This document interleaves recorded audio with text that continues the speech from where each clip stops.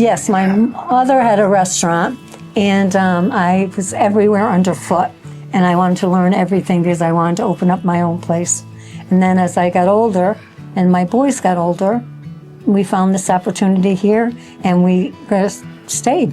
I love this town. The people are so good to everybody.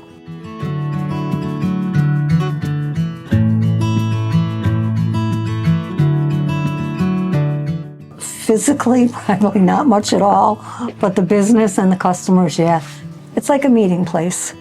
You get to come down here and you get to shoot the shit and you get to have fun. You can get bacon and eggs anywhere, honestly, but they don't all have the personality. You need some kind of entertainment. And here I am.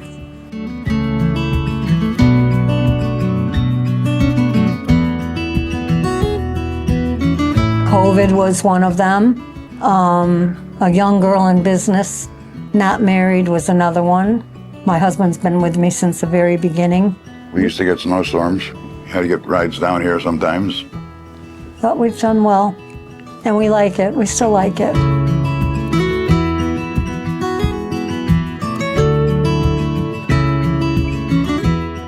Not bad, not too bad. I actually had, during COVID, was difficult and we couldn't open for so long. And we had them actually pull up in their vehicles and just order things to go and sit out in their car and read the paper. You know, it's just, I think that was the biggest one. Help, I haven't had any help issues because I haven't had that turnover. You know, they usually get here to stay, so it's just, I'm grateful for. COVID was tough though. That was tough. A couple of times we had to shut down completely to sanitize the place. Yeah. Somebody was sick and... What are you gonna do? You know. We're still here, baby. That's it.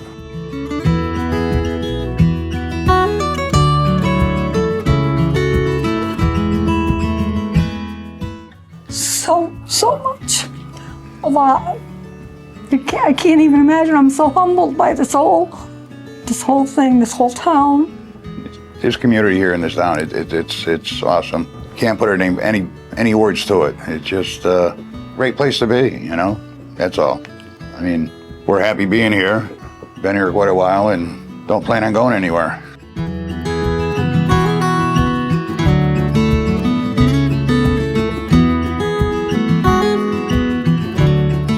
The town has supported everything that we've ever tried to do, accomplish, donations to somebody else in town that might need it, to drop off things for them, and it's just what I want to do the rest of my life.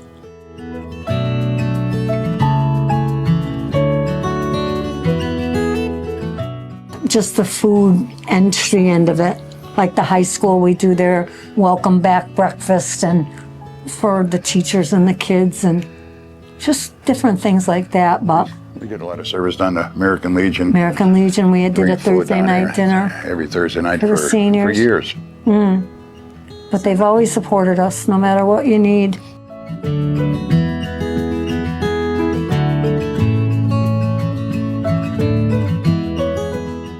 No, I've been very fortunate in our employees that are here have been here a long time. Yeah.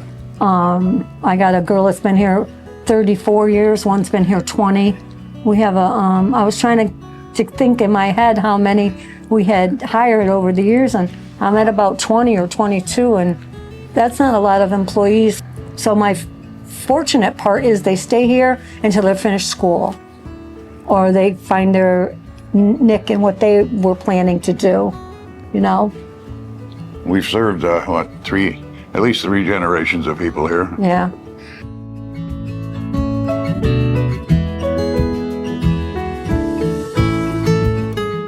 Take care of the employees, they take care of you. Yeah, we're very good to the employees here, and they're very good to me. Like, I don't think anybody can walk away from a job for 2 years and expect that it would still run. And when I got sick, that's what they did. They stepped up to the plate and they got it all done.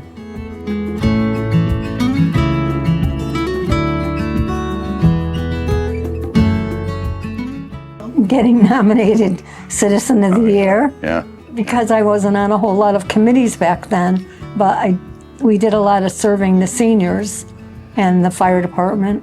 and whatever was necessary, whatever they were needed. Ambulance Corps and Yep. police explorers. And we just all kind of grouped together now as a family. It's one big family. It's wonderful.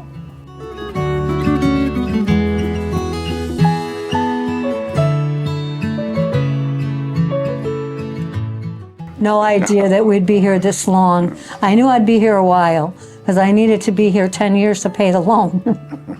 But after that, it just became part of our family. And we just, Everybody. everybody.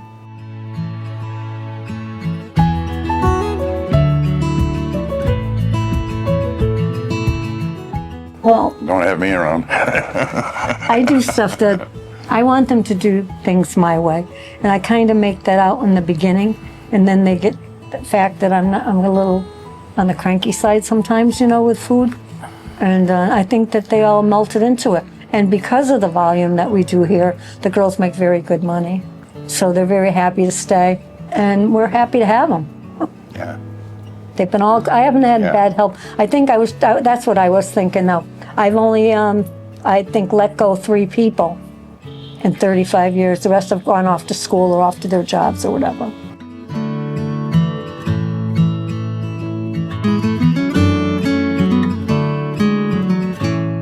It's tough.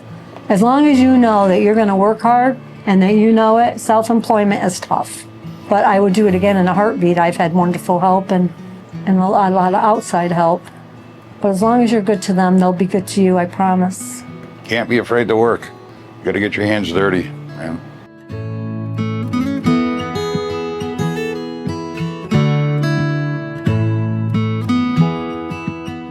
Paintings up here on the wall. A friend of ours, one of our customers, Bob Fournier, we called him Foo-Foo, did all these paintings up through here, and he did mostly all the customers up here. There's Eddie Drew up there, Bobby Ray, Leroy, Sharon. But I think it's a pleasure to get out of walking into a coffee Right. shop, looking up and seeing your picture on the wall. I mean, somebody actually took the time to draw their picture. Yeah, because we love you,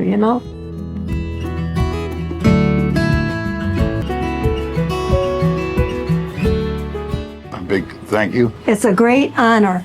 I'm humbled, I can tell you. I am so proud of everything that you do. Being a girl, being a mother, so you just gotta keep going. I'd do it again, and I want to thank all of you that supported me for 35 years. Yes. I couldn't have done it without you.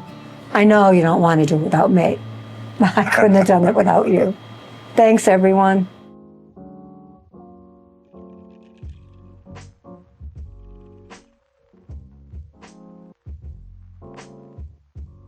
Hello, everyone, and Happy New Year.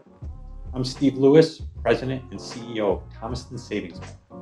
I'm incredibly excited to announce that 2024 marks 150 years of Thomaston Savings Bank being your community bank. Through years of bank mergers, conversions, and takeovers, we have stayed true to our mission and thrived as an independent mutual savings bank. We've remained strong simply because we have never adopted risky business practice nor strayed from our core beliefs. We remain steadfast in our commitment to our community and to you, our loyal customers. So, what does that mean for the year ahead? It means you can expect an exciting year celebrating not only our employees, but you, our neighbors, who have allowed us to be your hometown bank since 1874. As a mutual bank owned by our customers, we wouldn't be here without you, and I want to thank you for your endless support. I won't give too much away, but we have a lot of things for you to look forward to in the months to come. So be sure to keep an eye on our social media for updates. We cannot wait to celebrate 150 years of Thomaston Savings Bank with you, and we look forward to many more.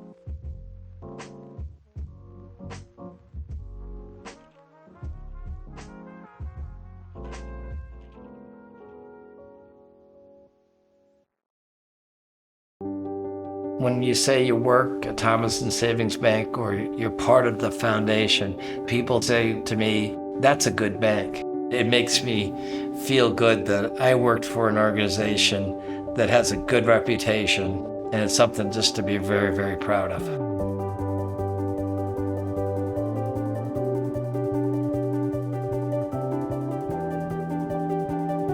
The Thomaston Savings Bank Foundation was established in 1997.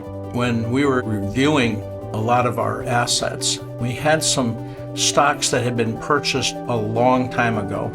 They had gone from having book values of a few $1,000s up to hundreds of thousands of dollars. We came up with the idea of taking those stocks, transferring them to a 501c3, and that was the beginning of Thomaston Savings Bank Foundation. And its mission is to support the human and material needs of the community by partnering with agencies to identify key issues that will improve the quality of life for our neighbors. The foundation to date has given $9.7 million in grant awards. Any nonprofit agency throughout any of the towns that we're serving can apply, regardless of how small the organization or how small the impact is. What's unique about our annual grant cycle is our application process is very simple. You don't have to be a grant writer. You can be a volunteer for a nonprofit organization and just have a grant purpose in mind. Whether it's a Little League team looking to redo a field, or a large organization like the Greater Waterbury United Way has more of a focus or a bigger impact that they're looking to have in the communities. This bank has created such goodwill through its foundation.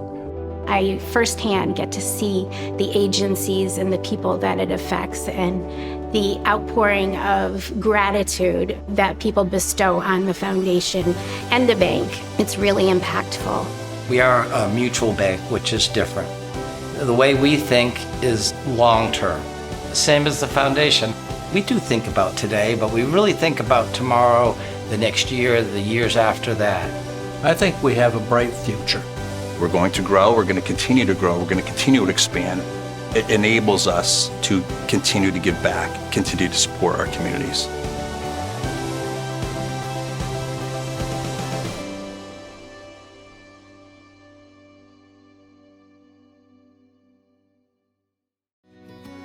Thomaston Savings Bank has always kept its character of being a small bank. And this bank actually is a community bank. It participates in the community.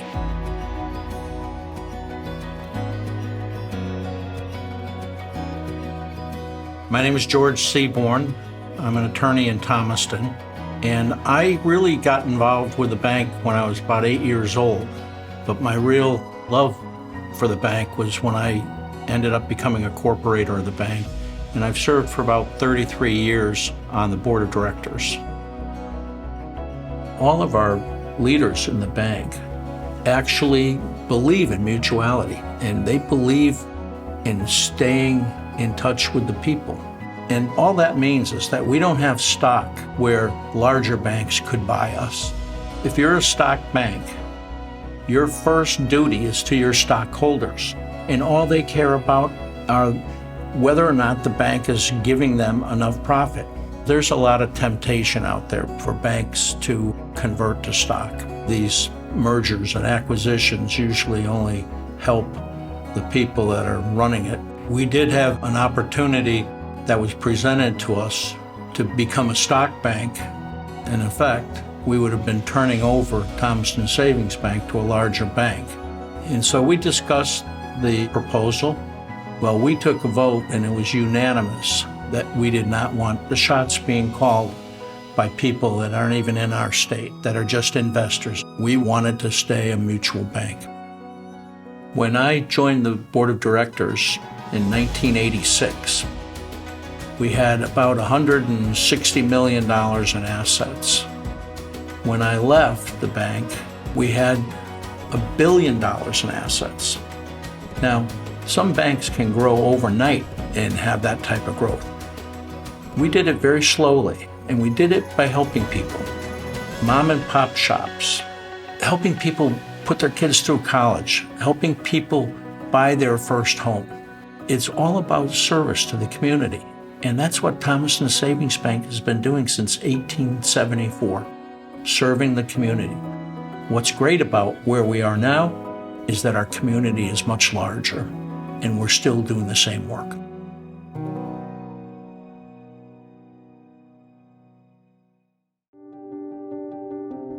One of the most rewarding things for a banker is to see people buying maybe their first home, but to see a business grow and to be a part of that, you feel like you helped out.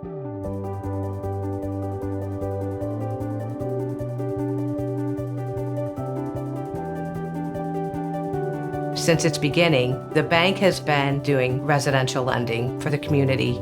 1886 was the very first time that we made a mortgage loan for $10,000. Currently, we offer a variety of mortgage programs. We partner with CHAFA, which is Connecticut Housing Finance Authority. We also have at Thomaston Savings Bank a first-time homebuyer program. We decided to expand the program in 2022. Myself and Tony Sanchez, who's the Vice President of Residential, pitched an idea to put an internal down payment assistance program. We allow borrowers to borrow 97%, and then we give them a 3% down payment assistance program. Therefore, the borrower has 100% financing. We expanded to call it the First Time Homebuyer Plus program, which opened the product to our entire assessment area, enabling more borrowers to participate. And at the end of business year in 2023, we closed almost $12 million worth of business in that program. It's interesting, the history of banking. Most towns had a commercial bank, which did commercial loans and checking accounts. And then you had your savings bank, which was Thomaston Savings Bank, and they did savings accounts and residential mortgages and some consumer loans. Well, in 1978, the government put through deregulation so banks could do both.